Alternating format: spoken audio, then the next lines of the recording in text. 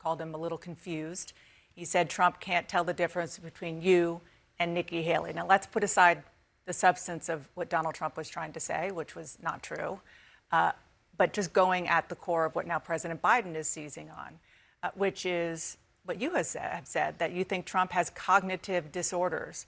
Do you think age and mental acuity are fair lines of attack for either of them? Let me just say this, because I, with all due respect, don't think we can put aside the substance of what he was saying when he was talking about Nikki Haley and me. Anybody can get a name mixed up. 7 times is kind of a lot. But the fact is, he was lying about the fact that he would not send the National Guard to the Capitol when Chuck Schumer, Mitch McConnell, and Nancy Pelosi were begging him to do it all day, begging the Secretary of Army and the Secretary of Defense, acting Secretary of Defense, to call upon the president to do that, making that appeal to him. He refused to do it, causing death, damage, destruction, defecation, and all the rest. Disrespect for our Constitution, our Congress, and our Capitol. So it wasn't about, let's put aside what he was talking about. He was lying about what he didn't do. And he was saying Nikki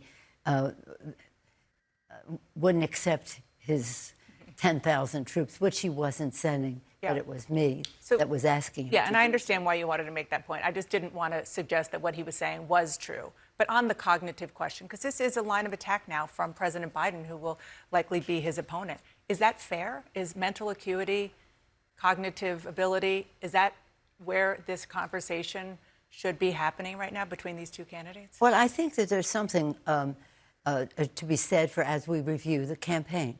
Let's see what he has to say about things. Obamacare sucks? No, it doesn't.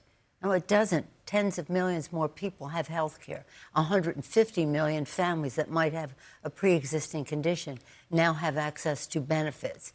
Like, what does it mean in terms of policy? Not what does it mean in terms of their misrepresentations that